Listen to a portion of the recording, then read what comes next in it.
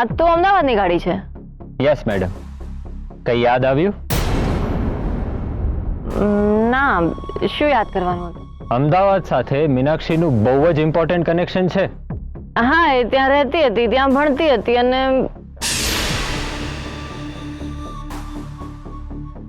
એની જ કોલેજના એક છોકરાને એને પ્રેમમાં ફસાવ્યો હતો.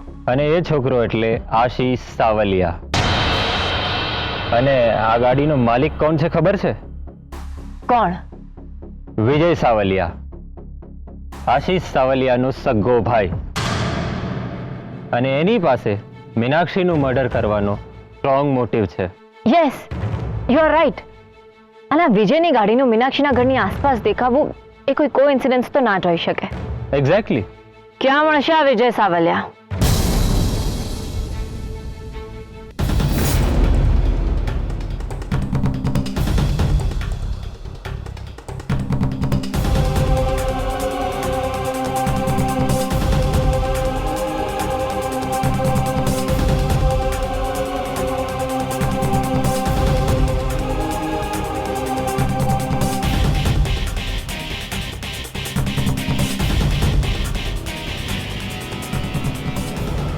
વિજય સાવલિયા,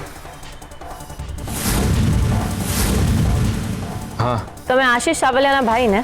હા, પણ તમે કોણ? હું પીઆઈ કેસર હર્ષવર્ધન.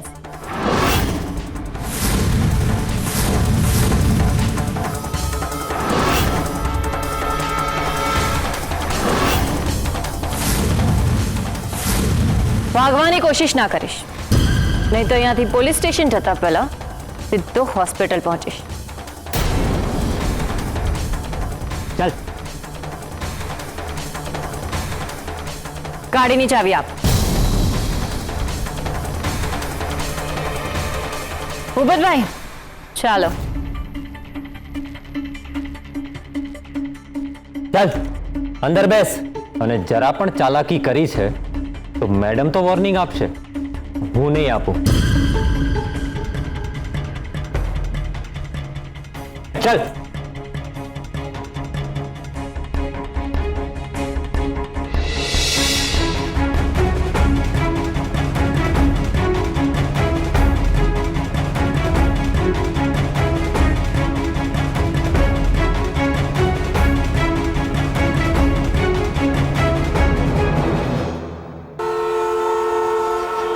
અને પછી સૂર્યોદયનગર વિનાયક હોટેલ પાસેથી અમે એને પકડી લીધો.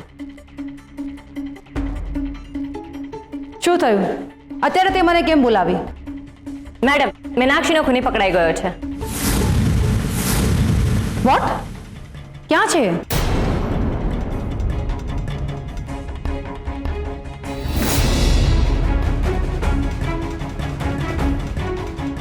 આ જ છે.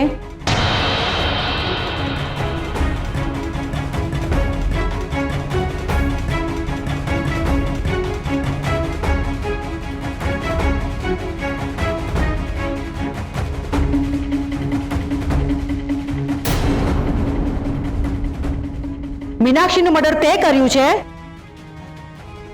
બોલ. હા, બોલ. બોલ. મેડમ, ચા નાસ્તો અમે કરાવી દીધો છે. તમે ખોટી પોતાની એનર્જી વેસ્ટ ના કરશો. અને આ પોતાનો ગુનો કબૂલ કરવા માટે પણ તૈયાર છે.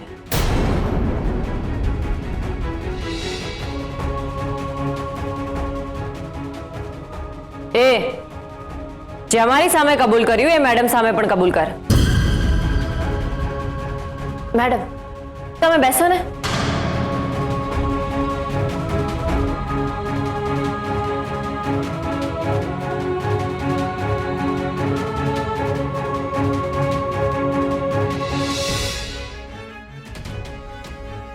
મેડમ, ચા મંગાવું? એ ચાલ બોલ. હા. આશીષ મારો સગો મોટો ભાઈ હતો. એ મીનાક્ષીના ગળાડૂબ પ્રેમમાં હતો. આ વાતની જાણ અમને બહુ જ મોડેથી થઈ. શરૂઆતમાં તો મને અને મમ્મી પપ્પાને એમ જ લાગતું હતું કે બંને એકબીજા માટે બન્યા છે. પણ ધીમે ધીમે મીનાક્ષીએ ખોટી લાગણી બતાવી મારા ભાઈ પાસે પૈસા પડાવવાનું ચાલુ કર્યું. એક બે વાર આવું થયું એટલે મને શંકા ગઈ. મેં ભાઈને વાત પણ કરેલી. મેં એને સમજાવ્યું કે ખોટું થઈ રહ્યું છે, પણ એ મીનાક્ષીના પ્રેમમાં આંધળો હતો એટલે મારી વાત ના સાંભળી. ધીરે ધીરે ભાઈનું બધું સેવિંગ ખતમ થઈ ગયું અને પછી એક દિવસ મીનાક્ષી એનો સાચો રૂપ દેખાડી જ દીધો અને મારા ભાઈએ આત્મહત્યા કરી લીધી.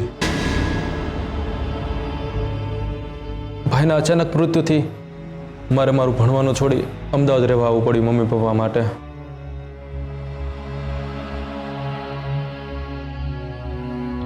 મમ્મી પપ્પા તો એટલા દુખી હતા કે આઘાતમાંથી બહાર જ ના આવી શક્યા. ભાઈના ગયા અને 6 મહિના પછી પપ્પાની હાર્ટ એટેકથી ડેથ થઈ ગઈ અને એના 4 મહિના પછી મમ્મીને પેરાલિસિસનો અટેક આવ્યો અને એ પણ મને મૂકીને ચાલી ગઈ અઠવાડિયામાં.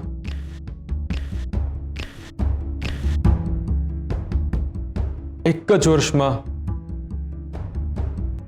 મેં મારો ભાઈ, મારા મમ્મી પપ્પા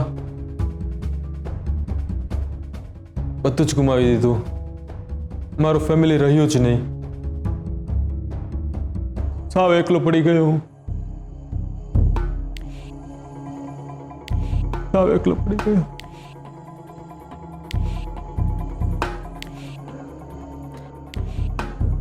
અને આ બધું પેલી મીનાક્ષીના લીધે થયું. પણ હું પ્રૂવ કેવી રીતે કરું?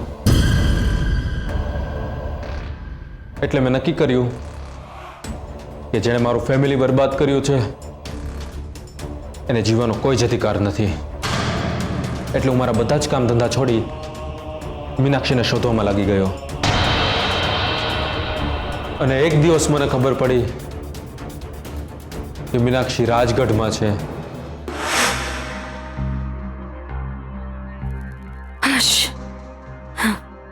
અરે હા જો, આ મોબાઈલ તો હું ઘરે જ ભૂલી ગઈ હતી.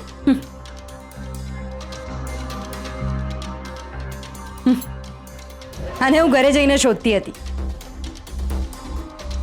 આ મોબાઈલ મારા માટે બહુ કિંમતી છે. પેલી ડોશી અમરે મારા માથે બંદૂક તાકી છે. એનો વિડીયો છે આમાં. અને એ વિડીયોને હું એને બ્લેકમેલ કરવા માટે યુઝ કરીશ હવે.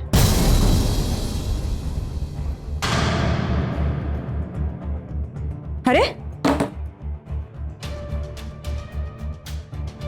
હા, વિક્રમસિંહ એનું કડું અહીંયા ભૂલી ગયો. હવે ફરી પાછો આ કડું લેવા આવશે અને મારું માથું ખાશે.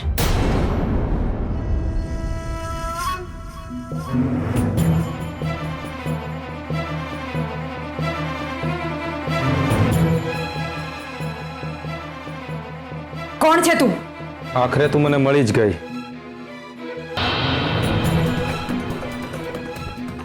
કોનું કામ છે તારે?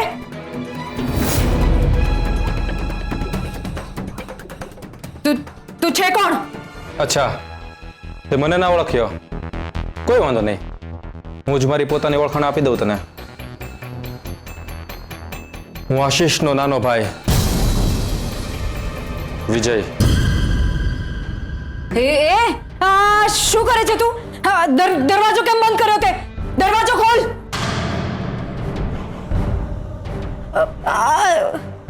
જો હું તને કહું છું, હું તને નહીં છોડું. દરવાજો ખોલ. કોણ છે તું? દિવાળીમાં તું ઘરે આવવાની હતી ત્યારે મારું પણ વેકેશન હતું એટલે હું મુંબઈથી અમદાવાદ આવેલો. પણ જ્યારે તું ઘરે આવવાની હતી ને ત્યારે આશીષ આખું ઘરમાંથી લીધેલું કે મીનાક્ષી આવી રહી છે. ઘરમાં એ જ થશે જે મીનાક્ષીને ગમશે. ઘરના દરેક કર્ટન બદલાઈ નાખો. ઘરની દરેક દિવાલો પિંક કલરની હોવી જોઈએ કારણ કે મીનાક્ષીને પિંક કલર ગમે છે. મીનાક્ષીને ગુલાબજાંબુ ભાવે છે એટલે મમ્મી તું એના માટે ગુલાબજાંબુ બનાવ. કેટલું કર્યું તે દિવસે મારા ભાઈએ તારા માટે. કેટલું કરેલું. આ તો બસ એક દિવસની વાત છે. તારા વિશે મેં એના મોઢે ઘણું બધું સાંભળેલું કે તારા માટે શું શું કરતો હતો. એણે મને બધું કહેલું. તને ખબર છે મારો ભાઈ તને સાચો પ્રેમ કરતો હતો, બહુ જ ખુશ હતો.